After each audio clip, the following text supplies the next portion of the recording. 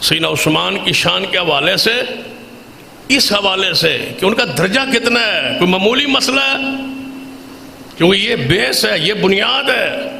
جنگ جمل اور جنگ صفین کی یہ سیاق و سباق ہے، یہ ذہن میں رکھ کے ہم اس طرف بڑھیں گے تاکہ جنگ جمل اور جنگ صفین کی پورا خاکہ، پوری تفصیل آپ کے سمجھ میں آ جائے، اس کے بارے میں جنہیں غلط فہمی ہے وہ دور ہو جائے۔ سیدنا عثمان، کیا وہ واقعہ ذرا ذہن میں رکھیں اور بات آگے بڑھاتے ہیں۔ جب صلح حدیبیہ پر عثمان سفیر بن کے گئے تھے رسول اللہ کے اہل مکہ کے پاس، مشہور بات ہے، پرانی بات ہے، آپ نے سنی ہوئی ہے، اشارہ کرتا ہوں، قرآن میں ہے، حدیث میں ہے، بخاری میں ہے، قرآن میں ہے۔ سیدنا عثمان سفیر بن کے چلے گئے، وہاں اہل مکہ سے مذاکرات ہوئے، آپ کو واپسی میں تاخیر ہوئی، مذاکرات لمبے ہو گئے، اور کچھ قریش کی خواہش تھی کہ ہم روکیں عثمان کو، روکا ہوا تھا، تو خبر یہ پھیلی کہ عثمان شہید ہو گئے۔ عثمان کیا ہوئے؟ شہید ہو گئے۔ یہ کس تک خبر آئی؟ رسول اللہ۔ آپ بتائیں، رسول اللہ نبی ہے، اسی وقت وہی آ سکتی ہے کہ کوئی پریشانی کی ضرورت نہیں ہے، عثمان زندہ ہے، موجود ہیں، آ جائیں گے، لیکن ایسا نہیں ہوا، وہی نہیں آئی۔ عثمان کی شہادت کی خبر افواہ رسول اللہ تک پہنچ گئی۔ اللہ دکھلانا چاہتا تھا پوری دنیا کو کہ عثمان کی شہادت کے بعد رد عمل کیا ہونا چاہیے۔ یہ واقعہ قرآن میں اور حدیث میں ہے، اس کو ذہن میں رکھ کے ہم اس طرف بڑھیں۔ سیدنا عثمان کی شہادت کی یہ خبر جب رسول اللہ تک پہنچی، افواہ پہنچی، کتنے صحابہ تھے آپ کے ساتھ؟ 1500، جس میں ابو بکر بھی ہیں، عمر بھی ہیں، سیدنا علی بھی۔ سارے صحابہ کو آپ نے ایک جگہ پہ اکٹھے ہونے کا حکم دیا، سارے صحابہ آ گئے، آپ نے خطبہ دیا اور فرمایا میرے صحابہ، مجھ تک یہ خبر پہنچی ہے، افواہ آئی ہے کہ عثمان کو شہید کر دیا گیا ہے، اکیلا عثمان، ایک ہی شخص ہے عثمان، فرمایا اس کو شہید کر دیا گیا ہے۔ ہم آ رہے ہیں عمرہ کرنے، احرام باندھے ہوئے، احرام کی حالت میں پرندے کا شکار بھی حرام ہے، نکاح کرنا حرام ہے، احرام کی حالت میں نکاح نہیں ہوتا، احرام کی حالت میں شکار حرام ہے، پرندہ مارنا، کیڑے مکوڑے، یہ ساری چیزیں حرام ہیں، محرم پر پابندی ہے۔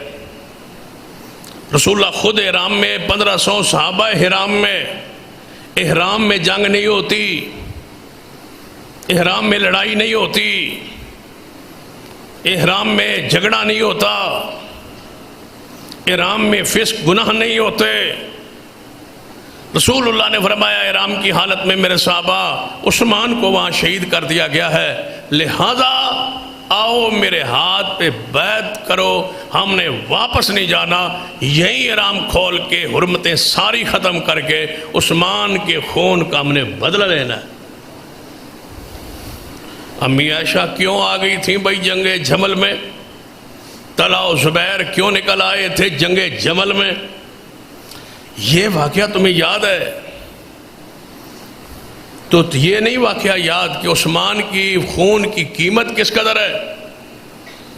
یہاں تو زندہ عثمان ہے، شہید نہیں ہوئے، خطرہ افواہ آئی ہے، اللہ وہی کر دیتا، نہیں کی کہ دنیا کو پتہ چلے، کل پر اللہ کے علم میں تھا جنگ جمل بھی واقع ہوگی، جنگ صفین بھی واقع ہوگی، عثمان کے خون کی قیمت پوری امت کو پتہ چلے، آؤ میرے ہاتھ پہ بیعت کرو کہ ہم نے عثمان کے خون کا بدلہ لیے بغیر واپس نہیں جانا۔ اور اگلی بات آپ نے فرمایا یہ بھی سن لو، جو جو میرے ہاتھ پہ بیعت کرے گا محمد ضمانت دیتا ہوں وہ جہنم میں نہیں جائے گا، جنت کا داخلہ نصیب ہوگا عثمان کے لیے، ذرا میرے ہاتھ پہ بیعت تو کرو۔ سب نے بیعت کی، 1500 صحابہ نے بیعت کی، موت کی بیعت۔ یہ کس کی بیعت ہے؟ موت کی۔ شہید ہو جائیں گے واپس نہیں جائیں گے، قتل کر دیے جائیں گے واپس نہیں جائیں گے، عثمان کے خون کا بدلہ لیں گے۔ جب یہاں 1500 کی یہ کیفیت ہے کیوں اعتراض ہے طلحہ و زبیر پر، امی عائشہ صدیقہ پر کہ وہ میدان میں کیوں نکلے، قصاص عثمان کا اعلان کیوں کیا اور کیوں فرمایا کہ ہم عثمان کے خون کا بدلہ لینا چاہیے؟ یہ تو یقیناً شہید ہو چکے ہیں، مظلوم شہید ہو چکے ہیں، محصور شہید ہو چکے ہیں، یہاں تو شہادت والی بات نہیں ہے، صرف افواہ ہے۔ 1400 1500 صحابہ بیعت کر رہے ہیں اور رسول اللہ فرما رہے سارے ذبح ہو جائیں۔ جنگ میں کیا پتا ہوتا ہے کون کون بچے گا کون کون جائے گا؟ فرما میں شہید ہو جاؤں، ابو بکر ہو جائے، عمر ہو جائے، علی ہو جائے، سارے شہید ہو جائیں، واپس نہیں جائیں گے جب تک ایک عثمان کے خون کا بدلہ نہیں لے۔ پھر اللہ تعالیٰ ناراض ہوا ہے، نعوذ باللہ، کیا اللہ نے غصہ کیا ہے؟ رسول اللہ جب بیعت لینے لگے نا، ہاتھ پہ ہاتھ رکھا، سارے صحابہ آتے گئے، بیعت کرتے گئے، رسول اللہ کے ہاتھ پر ہاتھ رکھتے گئے، ساتھ ہی قرآن آیا، فرمایا ید اللہ فوق ایدیہم، اے محبوب اعلان کر دیجئے نیچے ہاتھ تمہارا ہے اوپر صحابی کا ہے، تو میں رب اعلان کرتا ہوں اوپر ہاتھ میرا ہے، عثمان کے خون کا بدلہ لینا ہے، یہ رسول اللہ سے بیعت نہیں ہے، یہ تمہاری بیعت رب سے ہے، اللہ بیعت کر رہا ہے، لے رہا ہے تم سے، اللہ کی طرف سے یہ بیعت ہے، حقیقت میں یہ اللہ کی بیعت ہے، اوپر اللہ کا ہاتھ ہے۔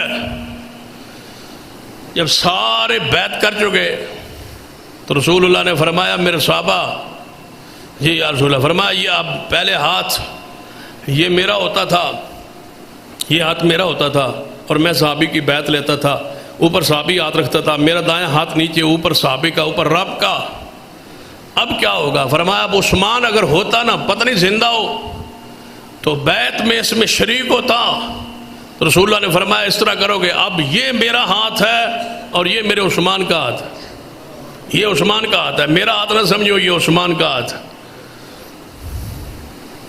اس ہاتھ کو کوئی برا کہے، اور یہاں محدثین نے لکھا ہے کہ عثمان کے اس ہاتھ نے قرآن لکھنا تھا، جامع قرآن ہے، ناشر قرآن ہے، نہ ختم وحی میں شامل ہے نا، تو رسول اللہ نے اس کو اپنا ہاتھ قرار دے کر فرمایا یہ عثمان کا ہاتھ ہے، میں عثمان کی طرف سے بیعت کر رہا ہوں، تو اللہ نے فرمایا اوپر میرا ہاتھ ہے، نیچے ہاتھ رسول اللہ کا، درمیان میں عثمان کا ہاتھ بھی رسول اللہ کا ہاتھ۔ پھر قرآن آیا، عثمان کے خون کے لیے جب بیعت ہو رہی ہے تو رب راضی ہے، کیسے انکار کریں کہ یہاں جب اصلی خون بہہ چکا ہے اور پھر یہ نکلے ہیں تو پھر رب راضی نہ ہو؟ قرآن سنیے، جب یہ سارے بیعت کر لیے تو اللہ نے قرآن کی آیت نازل کی، فرمایا لقد رضی اللہ عن المؤمنین اذ یبایعونک تحت الشجرہ فعلم ما فی قلوبہم فانزل السکینۃ علیہم واصابہم فتحا قریبا۔ فرمایا میرے محبوب ہم ان 1500 صحابہ پر راضی ہیں اور یہ مومن ہیں، ان کے دل میں ایمان میں کوئی شک نہیں ہے، ہم ان کو ان قریب بہت اس کا بڑا اجر دیں گے، ان کے لیے مال غنیمت ہوگی، ان کے لیے فتوحات کے دروازے کھلیں گے، جنہوں نے آج محمد کے ہاتھ پہ بیعت کی۔ عثمان واپس بھی آ گئے۔ یہ ہے وہ سیدنا عثمان